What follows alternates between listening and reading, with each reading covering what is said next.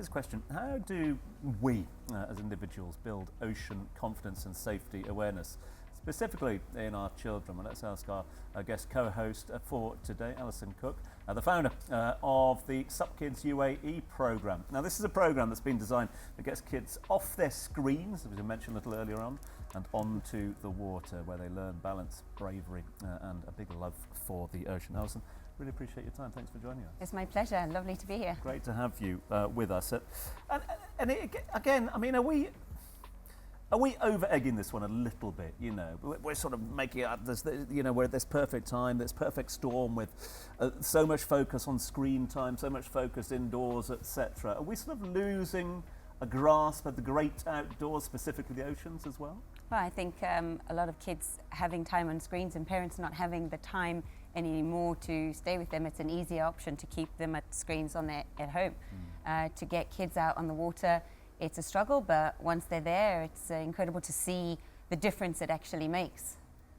So I think it's fantastic, and it's a great thing when we do get all the kids out once we can peel them away from their screens. So with that SUPKids program, the one that you have specifically designed, is it, I mean, the big old focus on paddleboarding as well, but is it in the ocean in general as well for kids? So SUPKids is an environmental education program that we base it around SUP, but we teach the kids all aspects of water sports, and they will learn any skill that they can do to have a variety of things. Not all kids are going to love to do stand-up paddleboarding, but they will learn to dive, they will learn life-saving, they will learn swimming skills.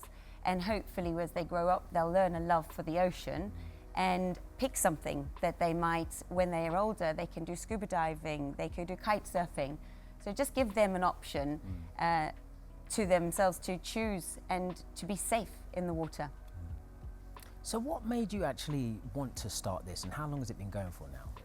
Right, so I'm a swimming instructor from my past. It was my first job. I also didn't go to university, and I ran my swim school in England and then moved to Switzerland, came to Dubai, and I had to start working again, and being a swimming instructor was the natural way to go. But I had 2 kids that I didn't want to sit at the side of a swimming pool while I was teaching.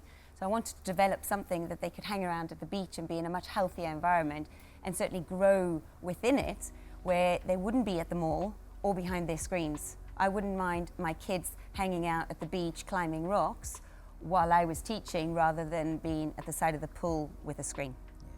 It makes a big difference, doesn't it? And especially, it's so interesting you being a parent as well. Do you find that you then become almost a third parent to the children within SUPKids themselves? They must look up to you, surely. It's a natural thing for me to naturally just parent there, and I do find actually within SUPKids we have a huge mission of respect for each other as well. So I would find myself actually telling kids off for the way they speak to their mums. So yes, to the answer to that question. Yeah. Quite bossy, but as long as they in respecting their friends, their parents, the people around them, and the ocean as much as they need to. Why do you think then that the subject of today's show, like, why do you think life skills outside of the classroom are so important? Well, they learn a lot of resilience. They learn in life, we're not behind screens. They're going to need to make decisions. They're going to need to judge a scenario, whether it be in work, whether it be at home, whether it be with their friends. And I think being out in nature, it allows them to do that. When you're on the water, we're 70% water ourselves, right? So being on the water allows us to think it's a fantastic place holistically as well. So for me, being on the water, for them, teaching them skills, will take it beyond the beach. But does the responsibility and the resilience and the respect, to use all the rest words there, that they learn on the water, can you therefore translate those skills onto land as well? Do you find it as a complete sort of learning pattern? Absolutely. We have to be real with the kids, and we educate them. So the responsibility of being on the water, it comes with its own dangers, and they need to know that.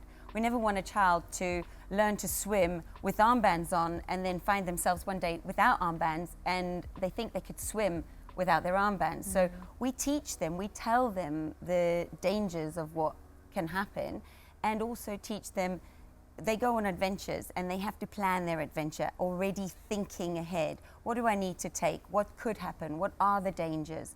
And we educate them with that. So we hope that they take that out into other adventures and other parts of their lives. But I like what you said earlier and how you seem strict.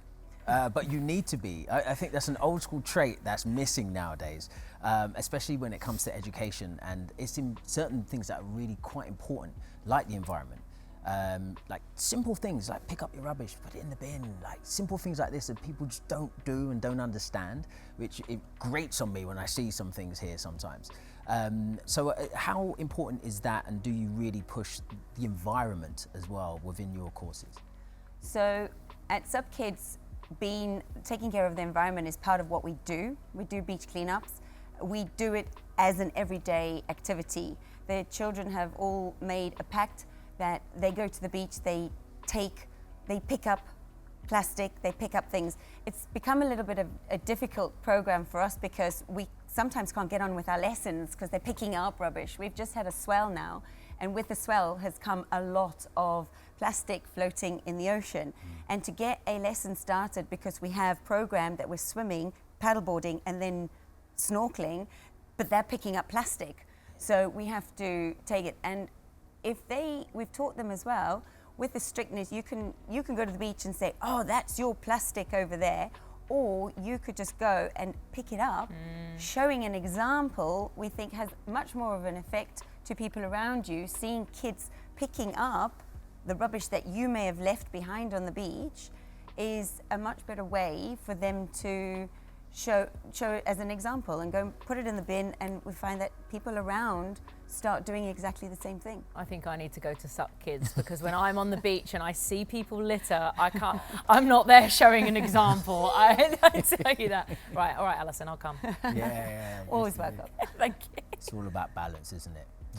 Alison, thank you so much for being here. Thank you, You're my going to be with pleasure. us for the duration of the show, so really appreciate that. And yeah, we'll see you soon. Fantastic, Wonderful. thank you.